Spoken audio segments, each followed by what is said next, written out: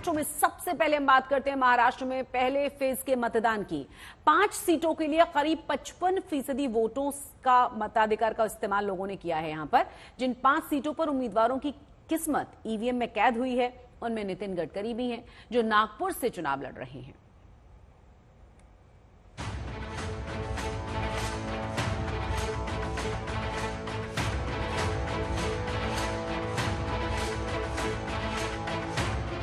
महाराष्ट्र की सियासी लड़ाई का आज बिगुल बज गया। 5 सीटों पर पहले चरण का मतदान बूथ के बाहर लाइनों में नजर आया। आसमान में सूरज जहां पारा बढ़ा रहा था तो जमीन पर सियासी पारा बढ़ा हुआ नजर आ रहा था। केंद्रीय मंत्री नितिन गडकरी ने भी परिवार के साथ नागपुर में वोटिंग की। वो टाउन हॉल में परिवार के साथ पहुंचे थे। पहले चरण के मतदान में महाराष्ट्र की ये वीआईपी सीट है जहां नितिन गडकरी ने जीत का दावा किया।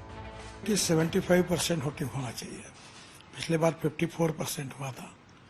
हम कोशिश कर रहे हैं कि वोटिंग परसेंटेज बढ़े।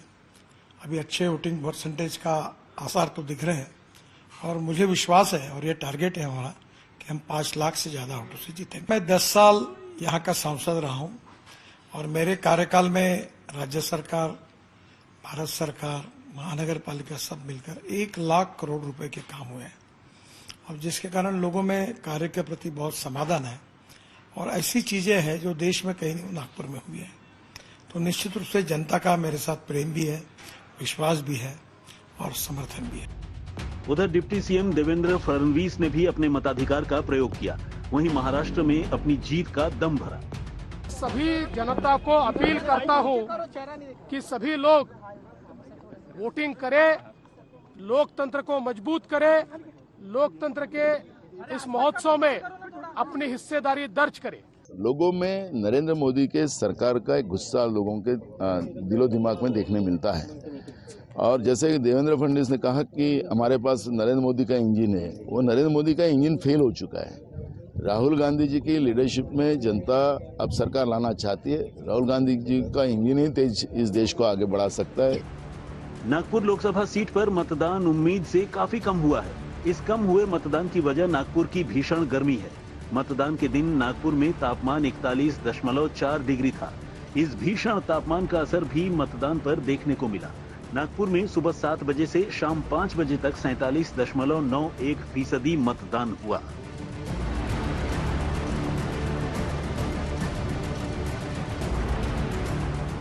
लोकतंत्र के इस त्योहार में कई रंग भी देखने को मिले।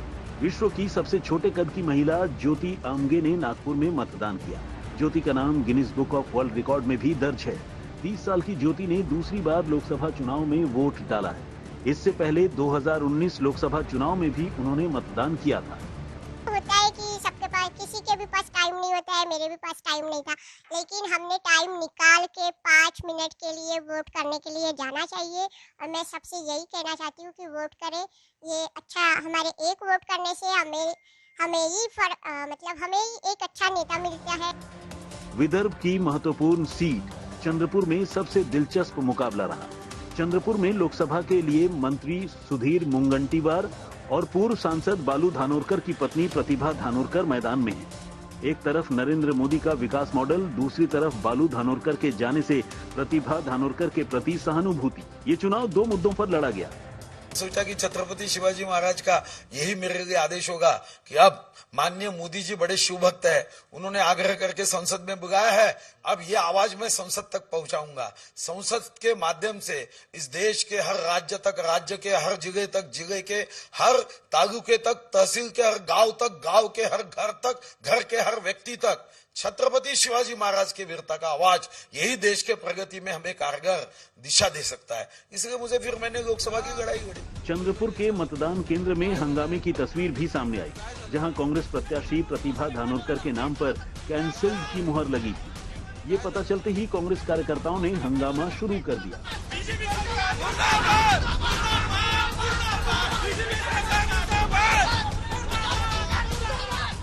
जिसके बाद पोलिंग अधिकारियों के साथ उनकी बहस की तस्वीरें भी सामने आई। बहरहाल इस बार महाराष्ट्र की जंग काफी दिलचस्प है। शिवसेना और एनसीपी में हुई सेंधमारी ने मुकाबला काफी पेचीदा बना दिया है। सवाल 48 सीटों का है, जिसकी शुरुआत पहले चरण के मतदान के साथ शुरू हो गई है। आज तक ब्यूरो। तो महाराष्ट्र में 5 सीटों पर वोटिंग के बीच पीएम मोदी चुनाव प्रचार के लिए वर्धा पहुंचे। उन्होंने विपक्ष पर वहां जमकर हमला किया।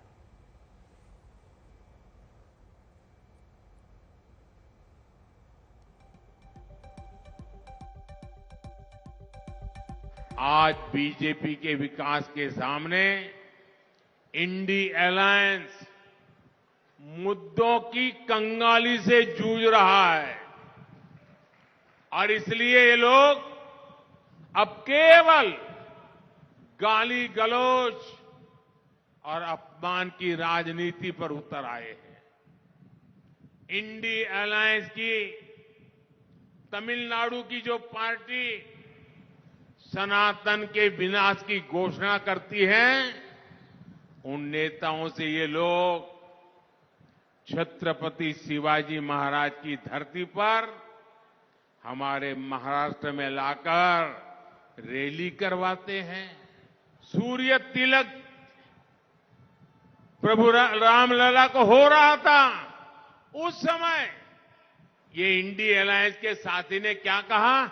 ये सब पाखंड है, पाखंड। ये कांग्रेस पार्टी और उसके साथियों का असली चेहरा है, असली चेहरा। सोलापुर में महाविकास आघाड़ी की उम्मीदवार प्रणीति शिंदे के चुनाव प्रचार में एक अलग ही नजारा देखने को मिला। यहां duplicate Shahrukh Khan road show करते हुए नजर आए। जरा देखिए तस्वीरें। उनका नाम है इब्राहिम कादरी। शाहरुख खान की तरह दिखने वाले इब्राहिम कादरी ने सोलापुर शहर में जुलूस भी निकाला और प्रणीति शिंदे के लिए वोट मांगे।